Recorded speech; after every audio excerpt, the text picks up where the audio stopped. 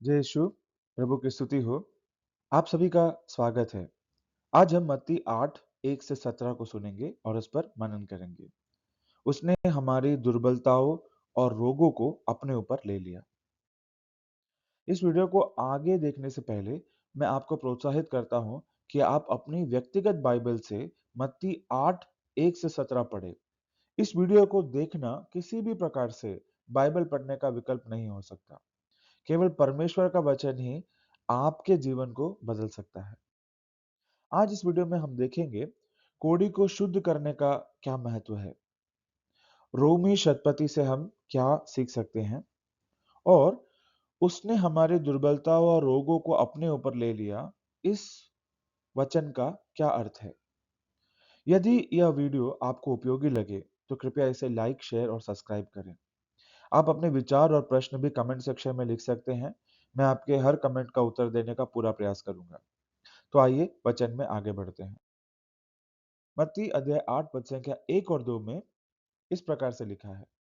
ईसा पहाड़ी से उतरे, एक विशाल जनसमूह उनके पीछे हो लिया। उस समय एक कोढ़ी उनके पास आया और उनसे यह कहते हुए दंडवत किया, प्रभु आप चाहे तो मुझे शुद्ध कर सकते हैं। पिछले 3 अध्यायों में हमने प्रभु से परमेश्वर के राज्य के सिद्धांतों को सुना। इन्हें सुनकर यह कोढ़ी शुद्ध होने की इच्छा के साथ प्रभु के पास आया होगा। उसने अपने कोढ़ को अपनी अशुद्धता के रूप में देखा। परमेश्वर की पवित्रता के सामने अपनी अपवित्रता को पहचानना ही पश्चाताप की ओर पहला कदम है। पुराने नियम में कोढ़ का रोग व्यक्ति को तुरंत शिविर से बाहर निकाल दिए जाने का कारण बनता था और यह परमेश्वर के दंड का प्रत्यक्ष परिणाम माना जाता था। उदाहरण के लिए गिनती अध्याय 12 में हम यह चीज मरियम के जीवन में होता हुआ देखेंगे। नए नियम में कोढ़ पाप का प्रतीक है। यह व्यक्ति क्षमा पाना चाहता था और फिर से शिविर में अर्थात परमेश्वर के राज्य में लौटना चाहता था।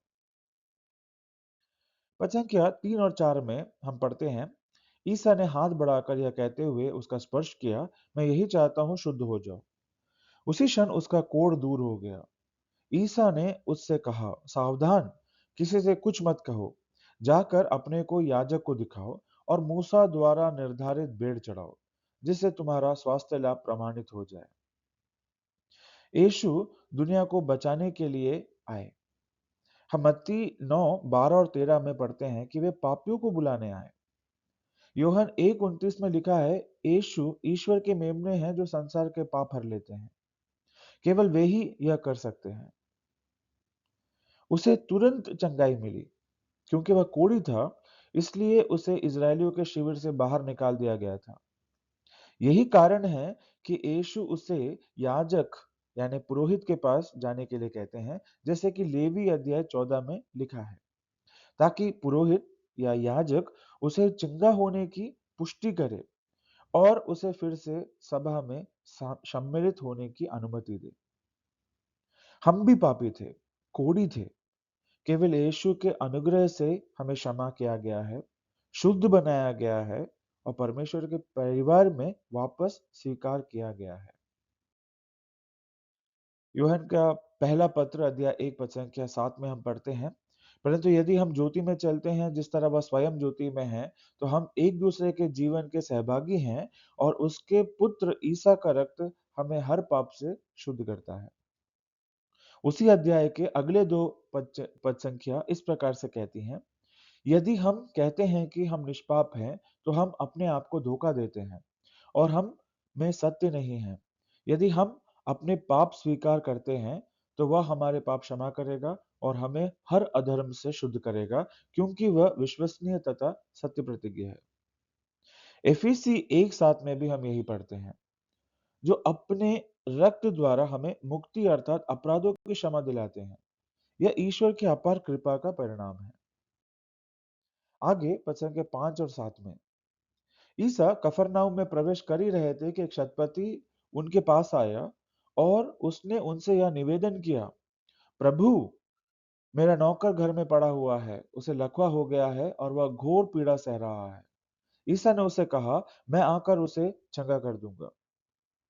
एक शतपति रोमी सेना का एक उच्च अधिकारी होता था, जो लगभग 100 सैनिकों का प्रभारी होता था। यह शतपति अलग था, उसे अपने सेवक की चिंता थी। वह यीशु के पास आया और उन्हें प्रभु कहकर पुकारा। एक रोमी होकर यहूदी को प्रभु कहना, यह व्यक्ति अवश्य जानता था कि यीशु वास्तव में कौन है। उसने अपनी भक्ति और अपनी विनती दोनों प्रभु के सामने प्रकट की। और यहाँ पर हम प्रभु की नम्रता देखते हैं। वे शतपति के साथ उसके सेवक को चंगा करने के लिए तैयार हो गए। मत्ती 1:29 यही कहता है कि यीशु नम्र है और विनीत है। आगे वचन के 8 से 10 में हम पढ़ रहे हैं। शतपति ने उत्तर दिया, प्रभु मैं इस योग्य नहीं हूं कि आप मेरे यहाँ आए। आप एक ही शब्द कह दीजिए और मेरा नौकर चंगा हो जाएगा। मैं एक छोटा सा अधिकारी हूँ, मेरे अधीन सिपाही रहते हैं। जब मैं एक से कहता हूँ जाओ तो वह जाता है, दूसरे से आओ तो वह आता है, और अपने नौकर से यह करो तो वह यह करता है। ईसा यह सुनकर चकित हो गए और उन्होंने अपने पीछे आने वालों से कहा, मैं तुम लोगों से कहता हूँ, इज़राइल में भी मैंने किसी में इतना दृढ़ विश्वास नहीं पाया। अब हम शतपति की नम्रता को देखते हैं।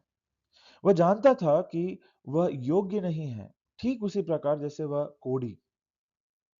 हम यीशु पर उसके विश्वास को देखते हैं।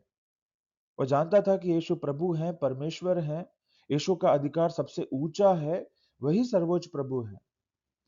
और एक शतपति होने के नाते वह अपने अनुभव से जानता था कि यीशु केवल एक वचन कह दे तो चंगाई हो जाएगी।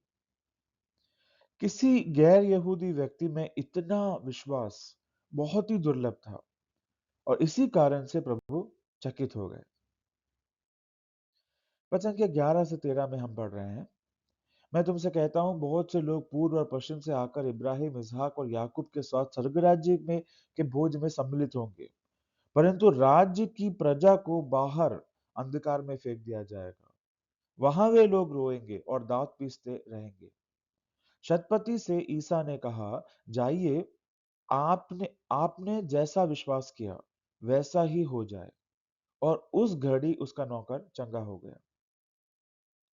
इसिया नबी ने भविष्यवाणी की थी कि ईशय की जड़ या संतति अर्थात हमारे प्रभु यीशु मसीह लोगों के लिए, जिसमें गैर यहूदी भी शामिल है, एक चिन्ह के रूप में खड़े होंगे।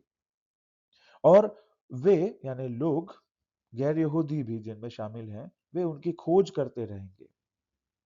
यही भविष्यवाणी थी कि गैर यहूदी यीशु को स्वीकार करेंगे और सुसमाचार पर विश्वास के द्वारा परमेश्वर के राज्य में प्रवेश करेंगे।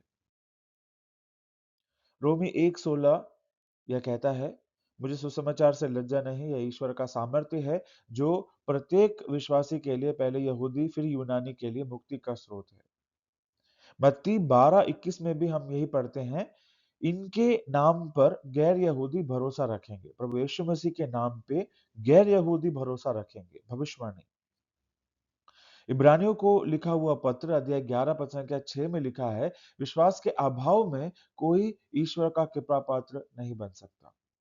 जो ईश्वर के निकट पहुंचना चाहता है, उसे विश्वास करना है कि ईश्वर है और वह उन लोगों का कल्याण करता है जो उसकी खोज में लगे रहते हैं।